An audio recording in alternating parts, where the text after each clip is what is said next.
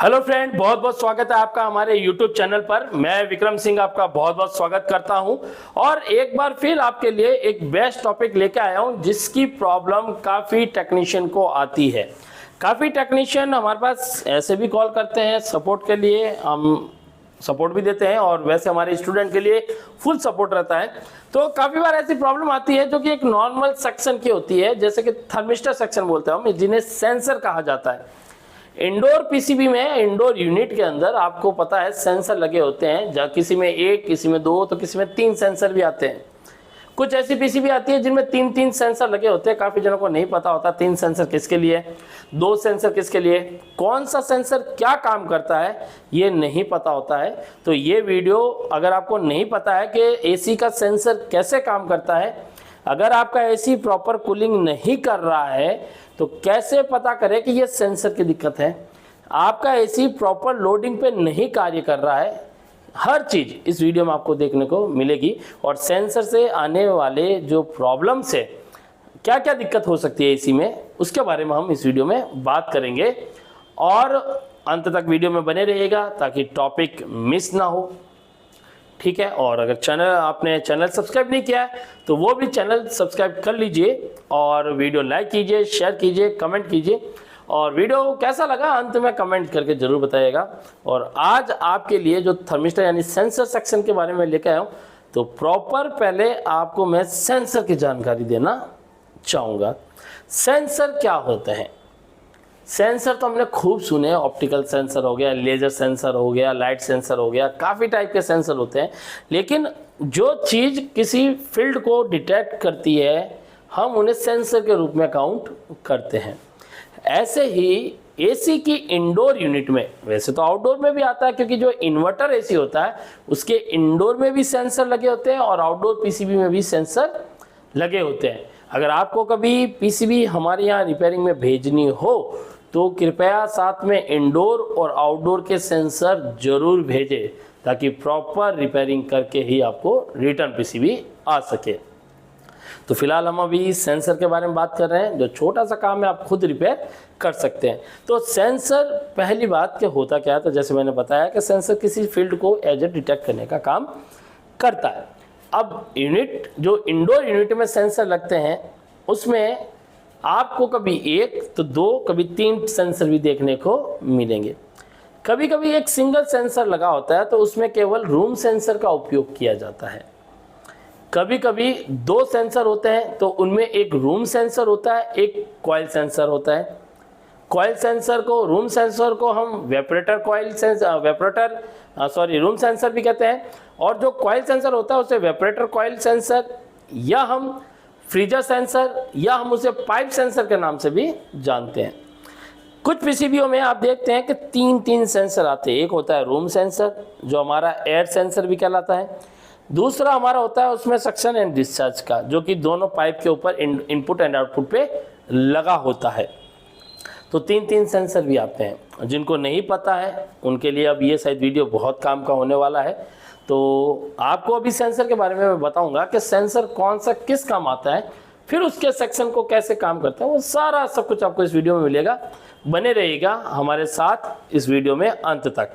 और अगर आपको भी एक एसी टेक्नीशियन बनना है, देखिए एसी का जो काम सीखा जाता है ना वो 2 पार्ट में सीखा जाता है। एक होता है मैकेनिकल और एक होता है पीसीबी का। आपको क्या सीखना है उसके अकॉर्डिंग आप हमें हमारे स्क्रीन पे जो नंबर दिए उस पर कॉल कीजिए। आपको एसी पीसीबी सीखना है, एक वीडियो के सारे सीखेंगे, समय लगेगा लेकिन सीखेंगे जरूर। टाइम लग जाएगा, बहुत टाइम लगेगा, क्योंकि वीडियो स्टेप बाय स्टेप नहीं होते हैं। ये क्या होता है ना, सीक्वेंस में सीखना, वो नहीं होता है। ट्रेनिंग में हम सीक्वेंस में सिखाते हैं, 0 से स्टार्ट करते हैं।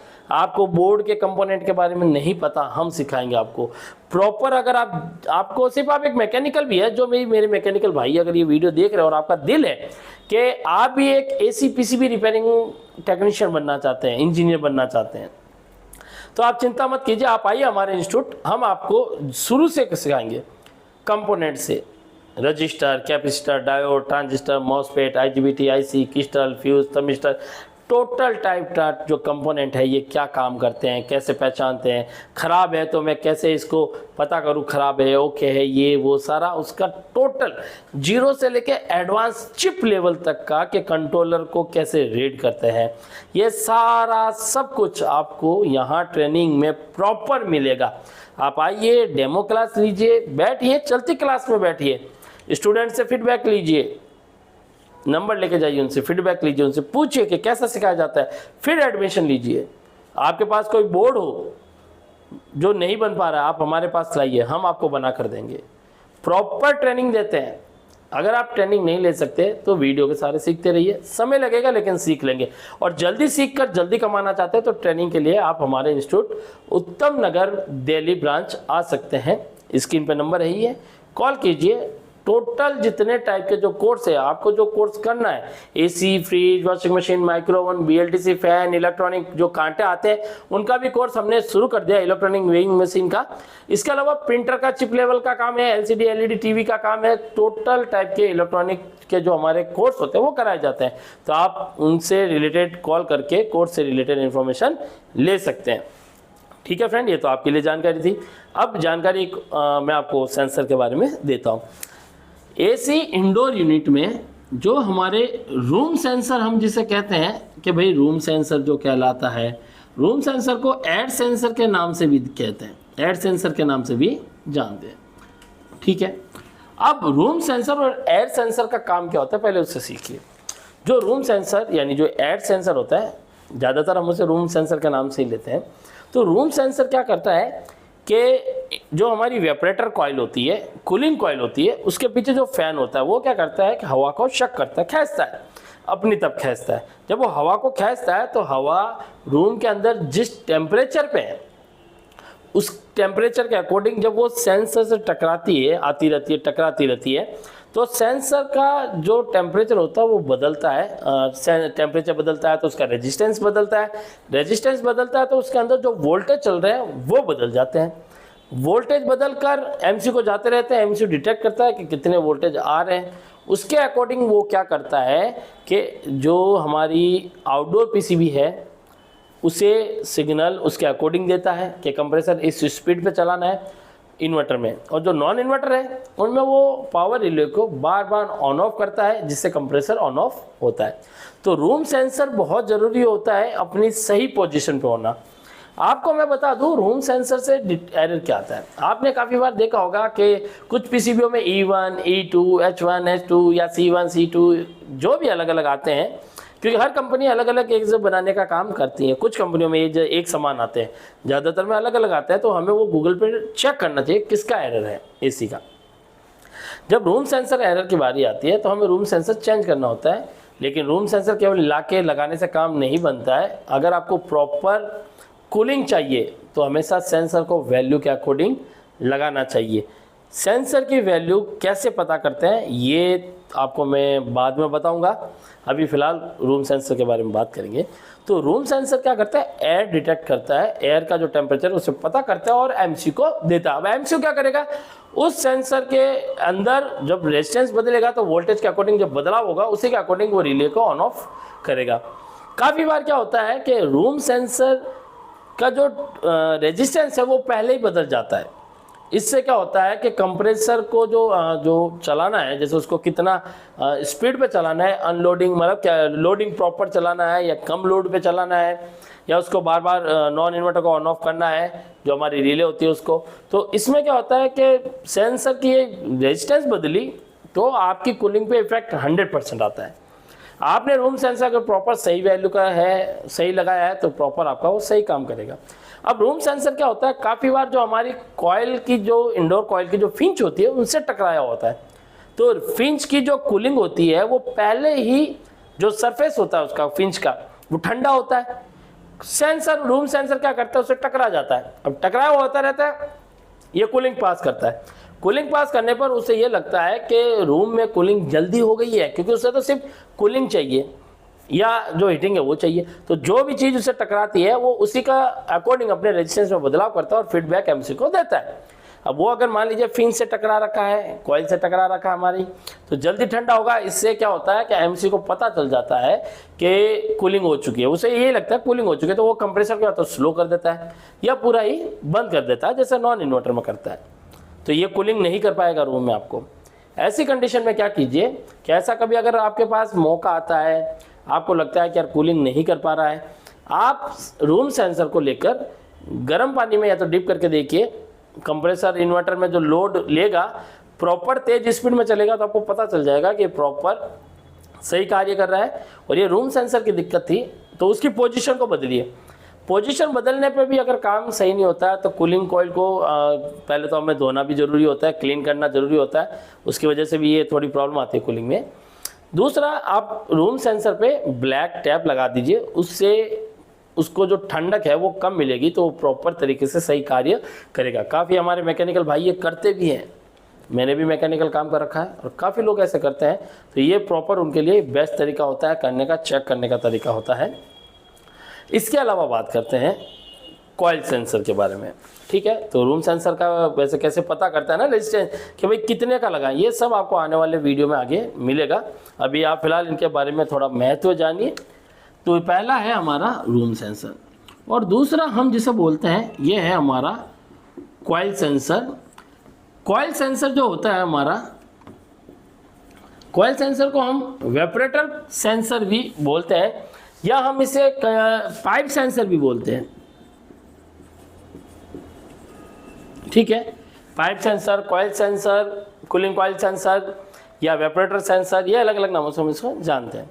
इसका काम क्या होता है, इसका एक्चुअली एक और नाम होता है फ्रीजर सेंसर। इसको फ्रीजर सेंसर के नाम से क्यों जानते हैं, अब सुनिए।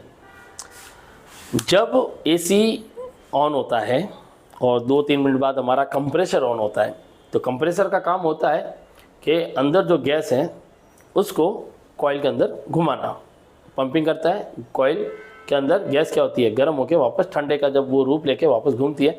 अब वो जब ठंडे का रूप पहली बार जब मतलब जो गैस आती है, गैस का जो फॉर्म होता है वो अंदर आता है, तो क्या होता है कॉइल के अंदर से जब गुजरता है तो पहले 10 से 15 सेकंड के लिए, या कभी कभी 20 सेकंड या 25 सेकंड भी लग जाते हैं, तो 10-15 सेकंड के लिए क्या होता है कि पाइप के ऊपर बर्फ़ जम जाती है।